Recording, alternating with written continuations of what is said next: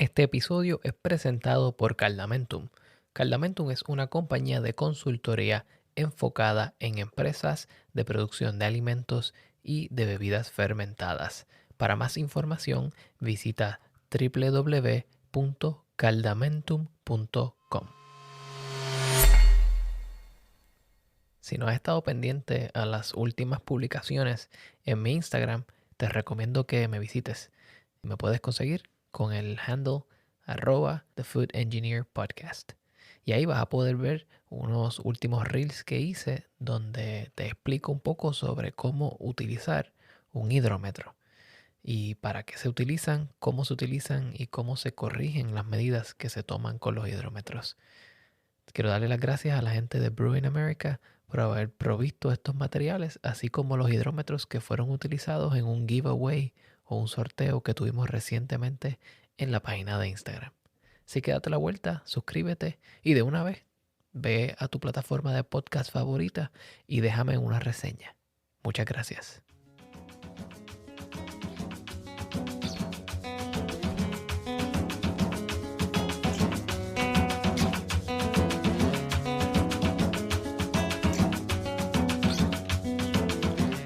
Bienvenidos a The Food Engineer Podcast, un podcast dedicado a la exploración de alimentos y bebidas fermentadas.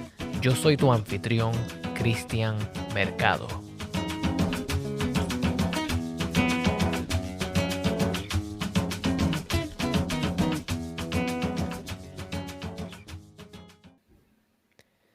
Bienvenidos a un nuevo episodio de The Food Engineer Podcast.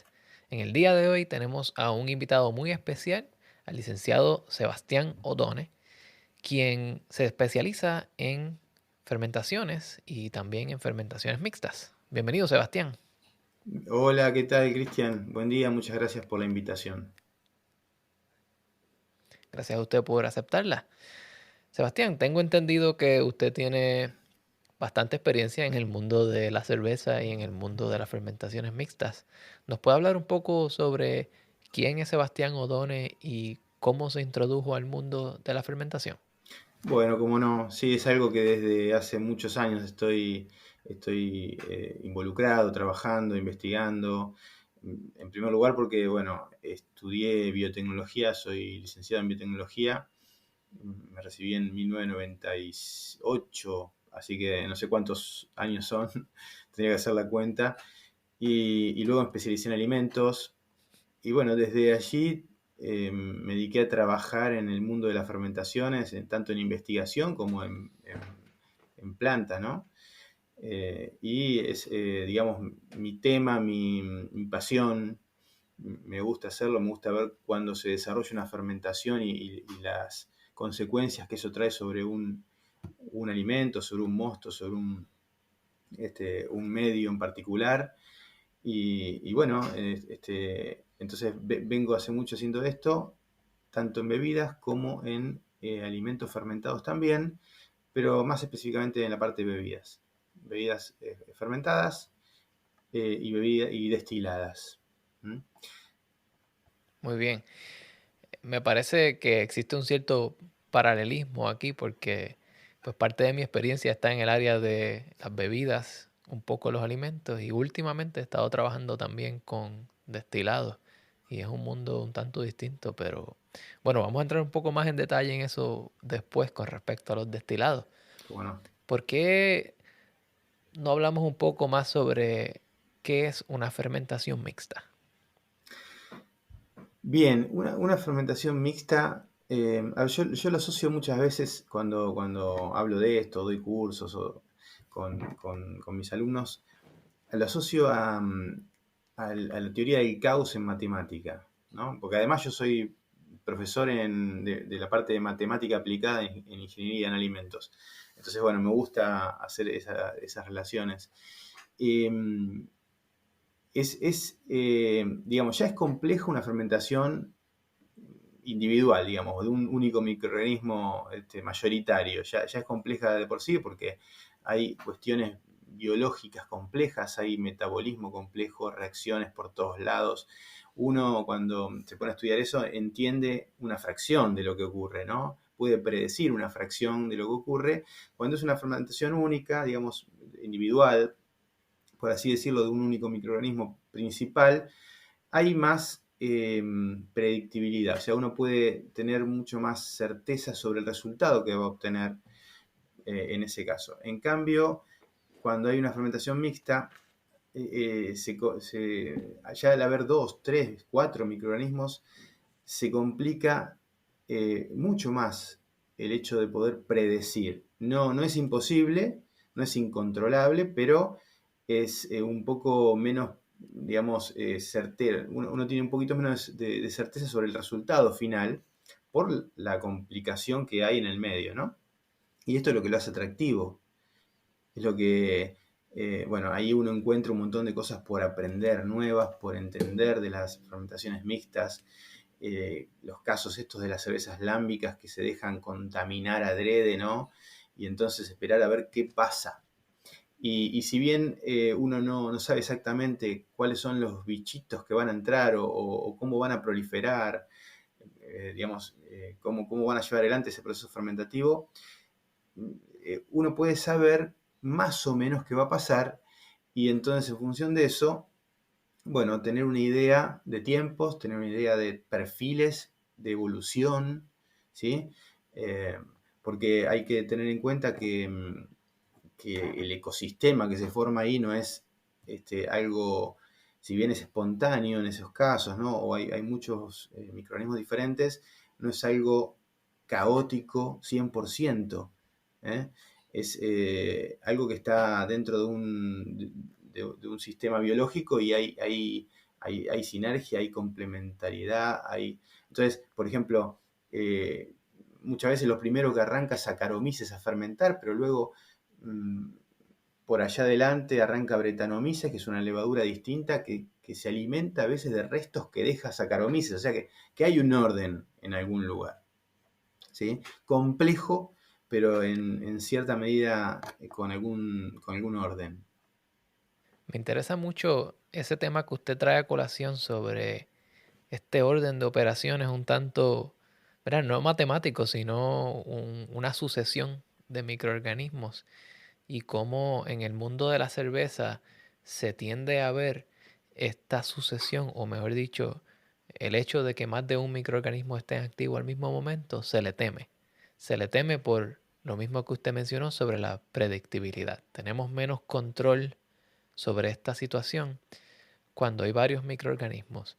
Pero ¿cómo en un sistema de producción usted logra tener un cierto nivel de control? ¿Qué variables usted puede dominar para tener un cierto nivel de control y predictibilidad cuando hay más de un microorganismo presente?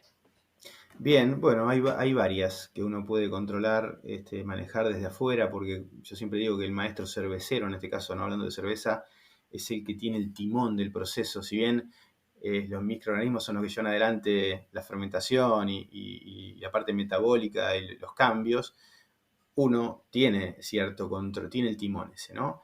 Entonces puede manejar las variables para guiar esas fermentaciones. Por ejemplo, inoculando en diferentes momentos.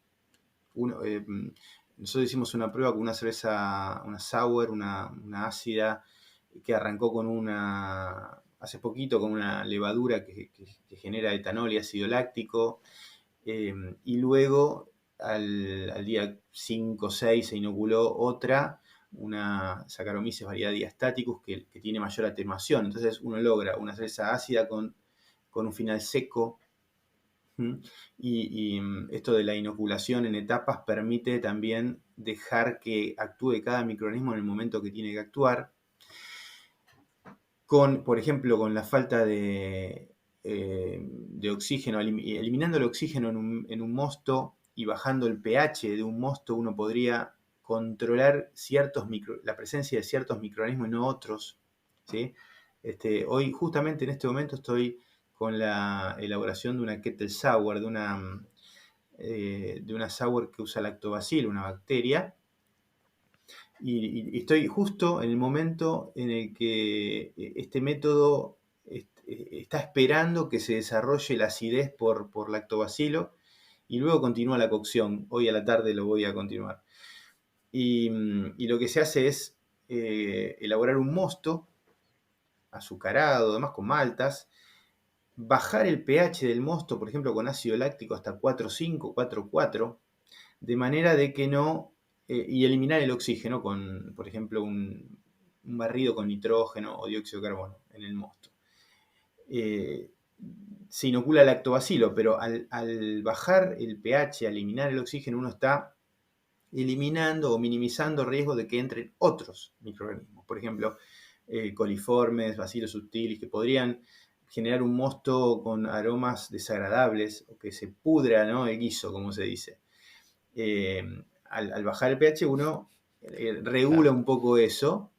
Y bueno, es un control que está haciendo desde afuera, conociendo las características de los mostos y de los microorganismos que va a utilizar, ¿no? En este caso también va a ser una fermentación mixta, porque arranca con lactobacilo primero, que es quien se encarga de bajar el pH de ese mosto a través de su fermentación láctica, y luego, en fermentador, una levadura tipo Saccharomyces que se encargue de generar el alcohol a partir del azúcar residual del mosto. Bien. Eh, entonces, entiendo que control de pH, control de temperatura, control de oxigenación son algunas de estas variables.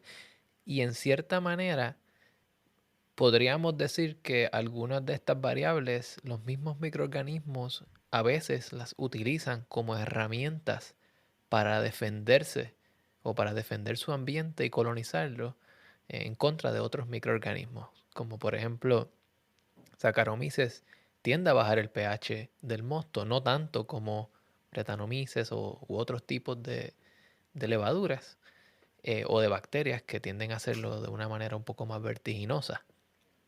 Pero entonces, cuando, cuando trabajamos con cerveza, tendemos a pensar mucho en levaduras y no tanto en bacterias. Pero existe un sinfín de bacterias que son utilizadas en el mundo de la cerveza. ¿Cuáles son algunas que usted utiliza y el por qué? Bien, sí, en cerveza se utilizan normalmente lactobacilo, que lo estaba nombrando para generar la acidez láctica. Pediococo, a veces otra bacteria láctica, pero es más, es productora de diacetilo, una fuerte productora de diacetilo, y eso en la cerveza no le queda bien. Entonces, normalmente cuando se usa pediococo se combina con Brettanomyces, que es una levadura que consume ese diacetilo para transformarlo quizá en ésteres frutales. Entonces, esa combinación viene bien. Acetobacter, la bacteria del vinagre, en algún estilo de cerveza se puede llegar a utilizar para dar un cierto toque de avinagrado muy leve, como en la típica Red Flanders, ¿no? Estilo belga. O, bueno, yéndonos un poco de la cerveza, la kombucha es también un fermentado de té que tiene ese toque avinagrado leve. Me hace acordar a mí la Red Flander, ¿no? En cierta medida, porque no es Ujú. vinagre, sino que es un avinagradito sutil que está muy bien, ¿no? Bueno, eso también ocurre con esta cerveza. Y volviendo un poquito a lo que vos mencionabas de esto de que, por ejemplo, Saccharomyces acidifica para defenderse, me gusta mucho contar lo que hace Saccharomyces para tratar de conquistar el mundo, porque en definitiva al, al tener estas herramientas para que no entren otros, lo que están haciendo es conquistar su mundo, ¿no? No permitir que otros avancen sobre eso. Y además del descenso de pH que genera la fermentación de Saccharomyces, por producción de succínico, de láctico y otros ácidos, hay algunas cuestiones más. Por ejemplo, lo que se llama efecto Crabtree, que permite a Saccharomyces, a pesar de que haya oxígeno, cuando hay una gran cantidad de azúcar, generar alcohol para defenderse, aunque la respiración o fermentación alcohólica genere menos energía que la respiración, lo hace igual y de esa forma se defiende generando alcohol, porque el alcohol es un sanitizante, o bien tiene la capacidad increíble de absorber muy rápido los aminoácidos del mosto y el zinc del mosto, entre otros nutrientes, en pocas horas, Saccharomyces tiene una vacuola interna donde almacena esos aminoácidos, esos minerales, sacándole del medio el alimento del resto. O sea, es bárbaro cuando uno se mete en el mundo y empieza a entender cómo funciona, ¿no? Y entonces a partir de ahí uno puede controlar o trabajar en pos de una mejor fermentación. Excelente. Me, siempre me está bien interesante esto. Hace un tiempo atrás trabajé en un proyecto donde estábamos identificando distintos tipos de levaduras que no fueran Saccharomyces o Saccharomyces, como le llama mucha gente, en el uso del vino. ¿No? Y es que normalmente cuando se recolecta en la vendimia las uvas y se presionan y se saca el jugo, en esas primeras horas ya hay una actividad microbiana que viene como parte de la fruta. Y llega el punto donde la persona que hace el vino controla el ambiente, baja la temperatura para bajar la actividad microbiana, acidifica, a veces utilizan metabisulfitos de potasio para poder Claro. eh, controlar otros microorganismos y favorecer la levadura. Y esto es como un juego. Un microbiólogo en algún momento me dijo que el trabajo del microbiólogo es básicamente eh, dominar el ambiente para darle las condiciones propicias al microorganismo que ellos quieren que crezca. Exactamente. Y hablando de esos microorganismos y cuán distintos son entre ellos, me gustaría saber un poco más qué características se presentan normalmente y dominantemente en las fermentaciones mixtas, en Eh, términos de gusto, olores, bien, sabores. bien, bien, bien, bien. Bueno, en cerveza, a ver, ocurre, vos decías en vino, ¿no? Vino y sidra son también típicas fermentaciones mixtas, ¿no? Como bien dijiste, donde Saccharomyces predomina y luego aparece quizá oenococo cuando Saccharomyces ya está muy débil y genera la fermentación maloláctica, ¿no? Eh, digamos, dentro de lo que es el tema flavor. En cerveza pasa algo parecido cuando se lleva adelante una fermentación mixta. Pongamos el ejemplo de una fermentación espontánea, ¿sí? Que voy a hacer algún estilo tipo lámbica de fermentación espontánea, entonces hago la cocción del mosto, lo dejo enfriar toda la noche en un recipiente grande que tenga área de contacto muy amplia, entonces permito la contaminación adrede, ¿no? De bacterias y levaduras del ambiente que empiezan a colonizar ese mosto y luego eso se puede pasar a un recipiente tipo barrica, lo tradicional, una barrica de roble, a fermentar, madurar, evolucionar. Eh, y ahí se van desarrollando estas fermentaciones bastante ordenadas, dentro del caos que puede ocurrir, bastante ordenadas, como decíamos al principio, donde uno de los primeros protagonistas es Saccharomyces, porque es digamos, está como adaptada a consumir estos azúcares simples primero, utiliza estas herramientas de defensa que decíamos hace un ratito como para empezar a dominar, pero luego va cayendo, se le acaban los nutrientes principales y Saccharomyces lo que generó fue un poco de alcohol, o el alcohol de esa cerveza futura, y algunos componentes secundarios que dan algunas notas de aromáticas, de sabor, etc.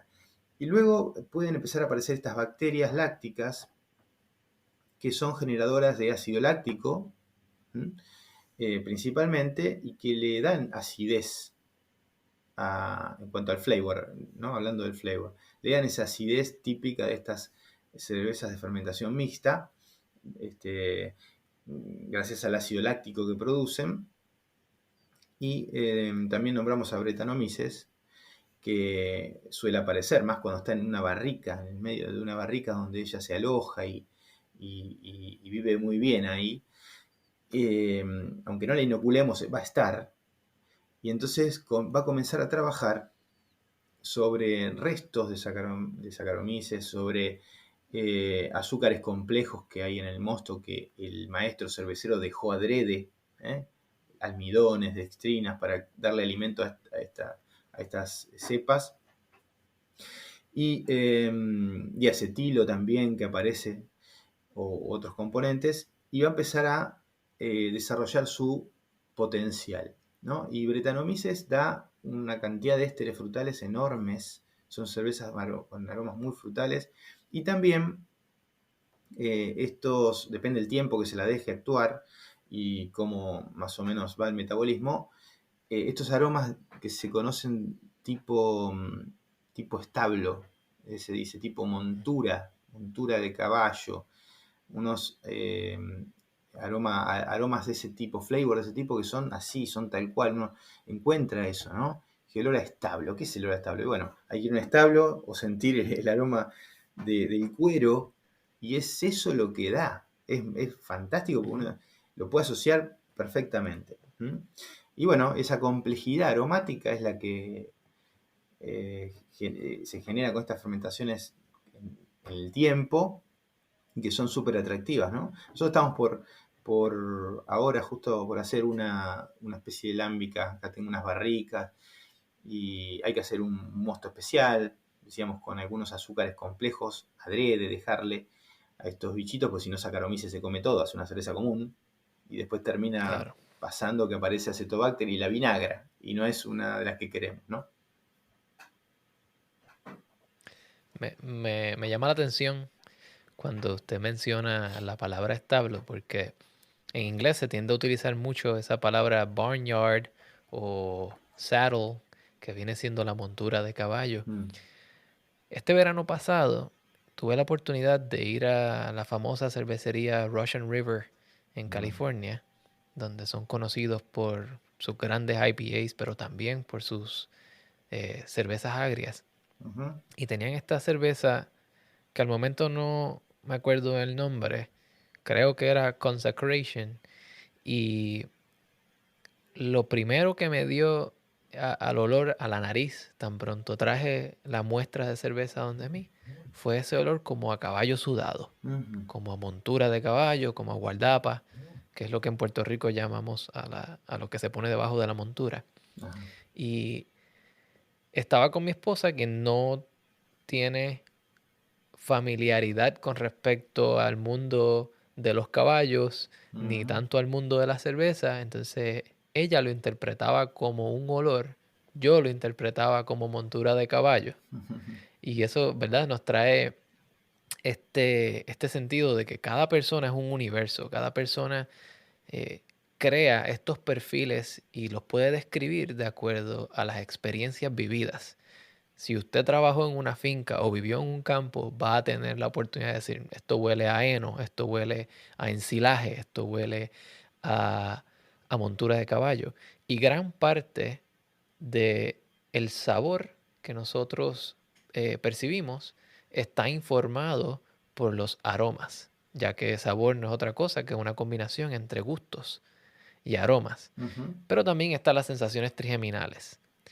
Y usted mencionó que podemos tener ácido láctico, eh, ácido acético y otros tipos de componentes o compuestos químicos los cuales pueden causar no solo un flavor o un gusto o un sabor, sino también sensaciones trigeminales.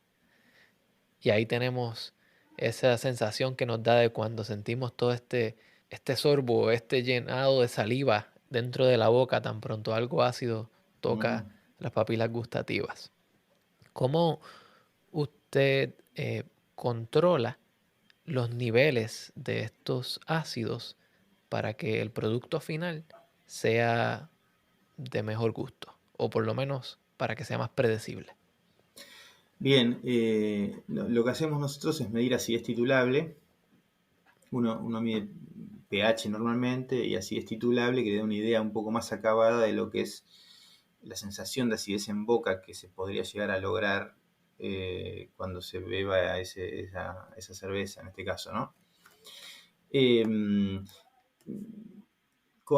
el caso por ejemplo, te contaba hace un rato, estamos justamente ahora en lo que es el método Kettle Sour. Tengo una olla de cocción ahora a 40 grados, generándose ácido láctico.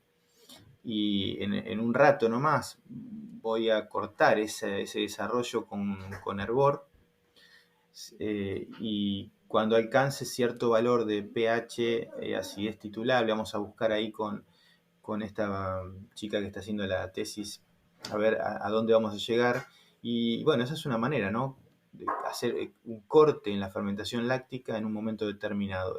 Esto, en este caso, tiene ya casi 48 horas, y uno puede dejarlo 24, 36, 48, ir midiendo mientras tanto cómo evoluciona ese desarrollo de acidez, también con la tasa de inoculación. Bueno, se puede ir manejando eso, en parte. Y ahora, cuando es, por ejemplo, en fermentación, ya es un poco más complejo, salvo, por ejemplo, que se pasteurice una cerveza, que de hecho es una recomendación en algún estilo. Hablábamos de la Red Flanders hace un rato. La Red Flanders Una podría de mis ser, cervezas favoritas. sí, sí, nada más bárbara. Sí, podría pensarse en una pasteurización de una Red Flanders, por ejemplo, para detener el nivel de desarrollo de acético, ¿no? Porque claramente la pasteurización va a, a inhibir o matar gran parte de la comunidad microbiana, entonces por lo menos lo va a enlentecer el desarrollo, ¿sí? Sería otra posibilidad de control. Y después manejando el mosto, ¿no? Tratando de darle los nutrientes de tal manera, cosa de que se desarrolle hasta un cierto punto, que es más complicado, pero bueno, es otra posibilidad. Ahora que usted trae a colación el tema de la Flanders Red, eh, ahora mismo estoy trabajando haciendo un tipo de Flanders Red Mm. que, para los que no conocen el estilo, es una cerveza belga de un color marrón rojizo, tiende a ser ácida, a la misma vez tiende a ser un poco dulce en algunos casos, en otros casos es bastante seca y no tiene mucho amargor. Eh, el método que yo estoy siguiendo para tratar de llegar al nivel de acidez y dulzura que yo quiero es un poco distinto. Y aquí vamos de nuevo, ¿verdad? Hay muchas maneras de llegar a un mismo fin. Y tengo un lote que estuvo 2 años en una barrica de roble, pero terminó con una acidez y unos olores a acetona muy intensos.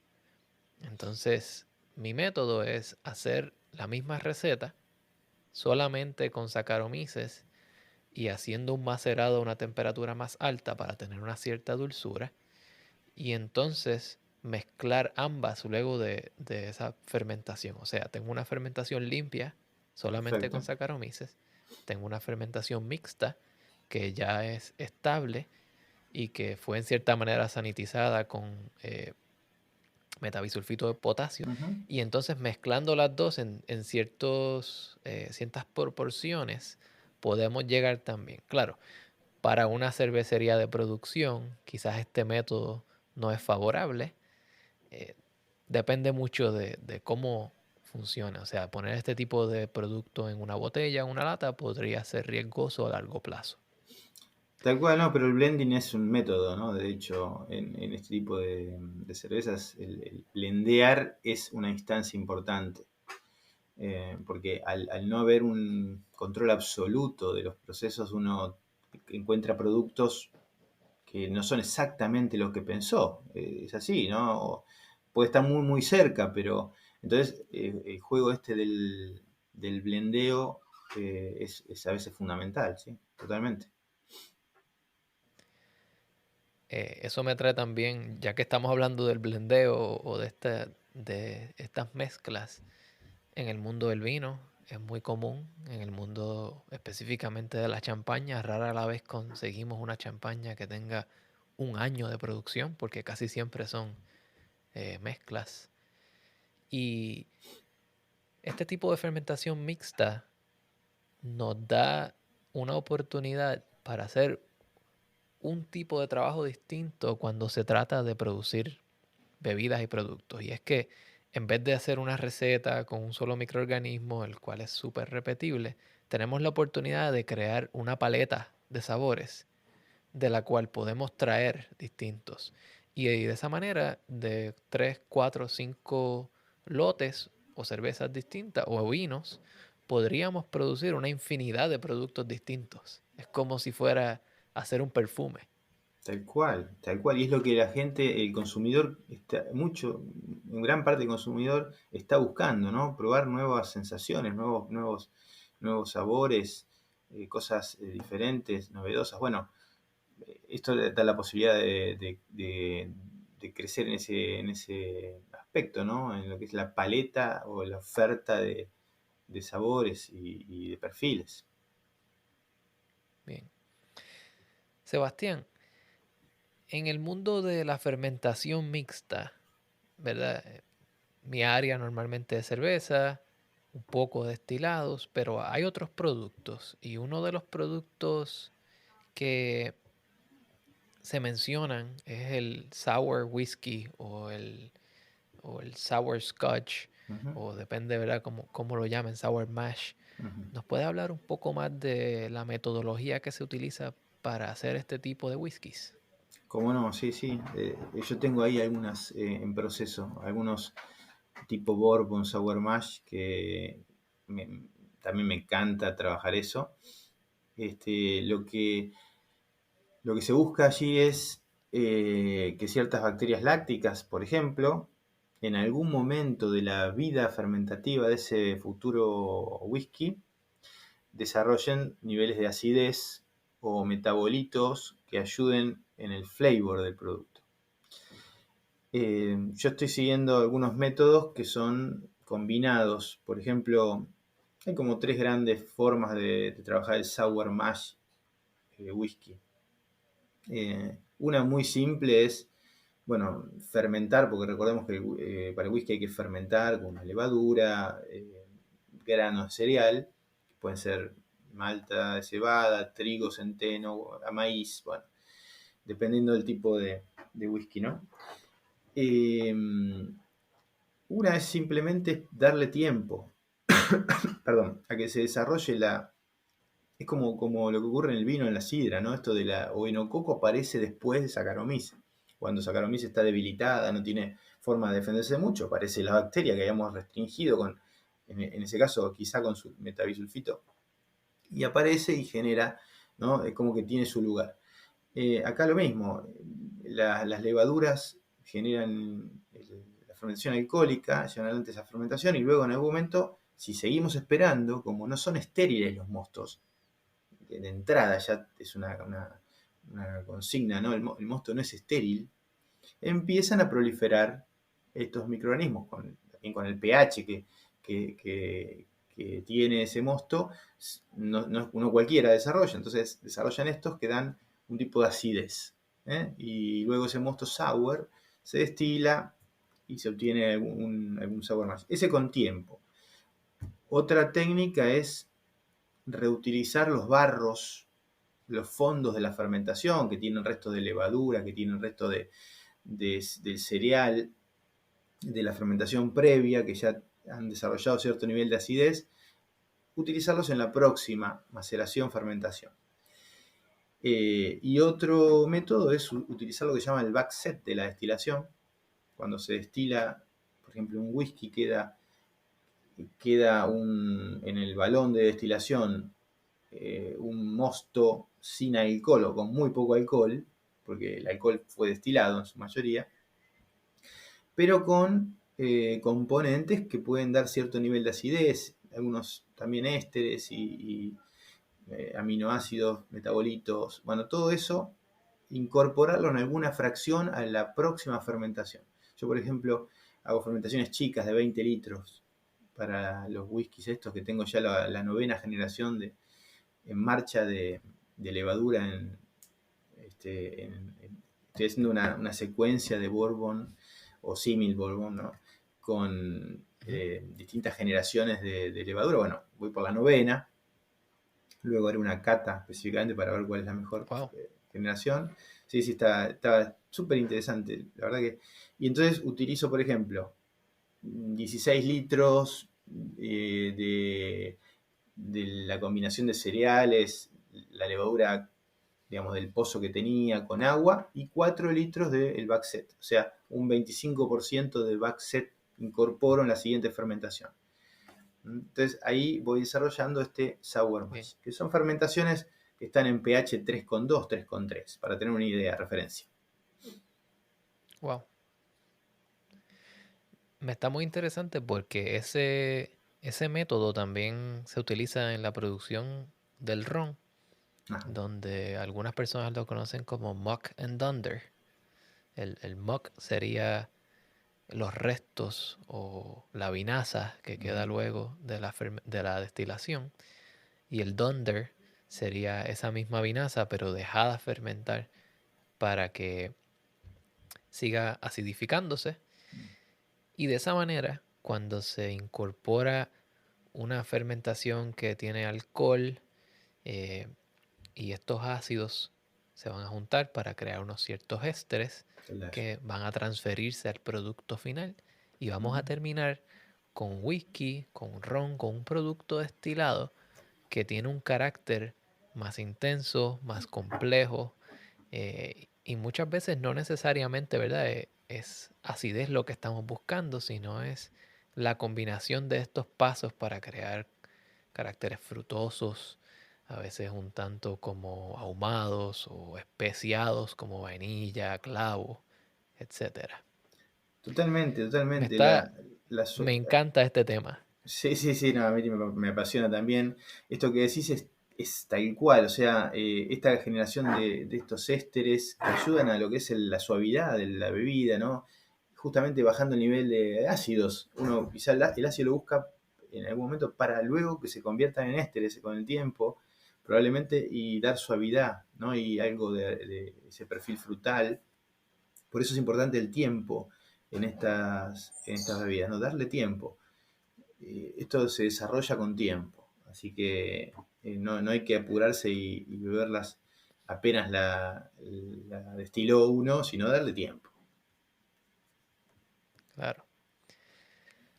Bueno, Sebastián, antes de terminar esta entrevista, algo que quisiera mencionarle al público que está oyendo es que usted también tiene una serie de libros Mm. donde trata distintos aspectos de la producción de cerveza y de otros productos fermentados. ¿Nos puede hablar un poco más de eso y de dónde la gente puede conseguirlo a usted y estos productos? Bien, sí, como no. Sí, en los últimos años ahí estuve sacando algunos libros, como decís, bien de cerveza, hay uno de destilados, matemática de la cerveza, matemática de los destilados, hay uno de cerveza sour. Son libros cortitos, el espíritu de estos textos es que sean textos simples, de lectura general para el público general. Hay mucha gente que hace cerveza, que destila, que no necesariamente tiene una formación de ingeniero, de técnico, porque se metió en el mundo, porque le gusta, por hobby. Y entonces está bueno que puedan tener material de lectura accesible y aunque no digo, no es algo que no tiene sentido, digamos, algo que tenga sentido, que sea útil, pero fácil. Es un poco el concepto. Y textos cortos para no tener que andar leyéndose 7 años algo, ¿no? Sacar información concreta. Es un poco el espíritu de esos textos y se pueden encontrar en los ebooks, en Amazon, en formato Kindle, por ejemplo. Hay otras plataformas también disponibles. Y en formato físico, nosotros tenemos el sitio web de Capacitaciones El Molino, que se llama nuestra organización, www.capacitacioneselmolino.com. Bueno, ahí van a encontrar también los libros físicos que lo pueden adquirir. Y si no, en tiendas de cerveza, algunas tiendas tienen en Argentina varias y en algunos otros países también, digamos, Latinoamérica más que nada, están los libros también físicos. Hay otra tienda online que tenemos que se llama shopelmolino.com.ar, ahí también los pueden conseguir. Bueno, esa es un poco las posibilidades para conseguir estos textos que recomiendo a todo aquel que esté iniciándose en el mundo cervecero, o esté un poco más allá, pueda sacar información de allí. Y quiero mencionar que he visto algunos de los videos que Sebastián ha puesto donde nos guía durante unos pocos minutos a lo que es la extracción matemática de, digamos, cuánta energía se necesita para hervir un mosto y ese tipo de cálculos. Y lo interesante de esto es que él toma un acercamiento un tanto simple donde tiene la idea principal con el concepto matemático, pero intenta mantenerlo a un punto donde cualquier persona lo puede hacer con una calculadora básica de mano y no necesita tener herramientas especializadas, lo cual a veces se convierte en un factor detractor para algunas personas. Exacto, así es. Bueno, muchas gracias Sebastián Odone por acompañarnos en este episodio de The Food Engineer Podcast. Acuérdense que se pueden suscribir a este podcast en su plataforma de podcast favoritos. Nos pueden dejar un review o una reseña en cualquiera de estas plataformas para que otras personas lo puedan conseguir. También me pueden enviar un mensaje a thefood-engineer-podcast@gmail.com y conseguirme en Facebook e Instagram como The Food Engineer Podcast. Hasta luego.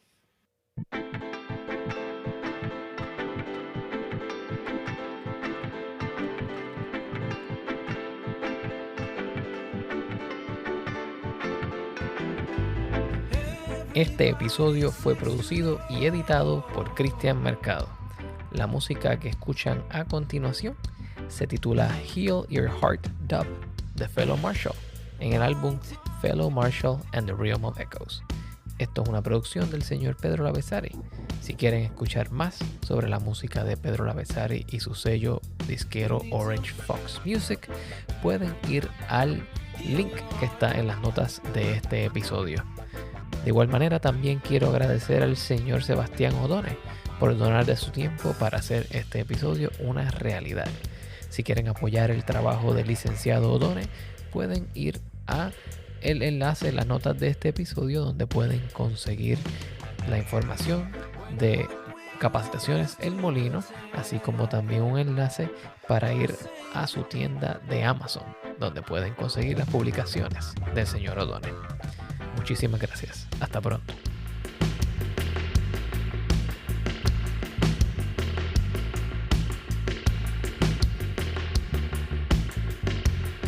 We need to find a way to make a connection. Heal your heart and find your redemption. Lift your mind, set yourselves free.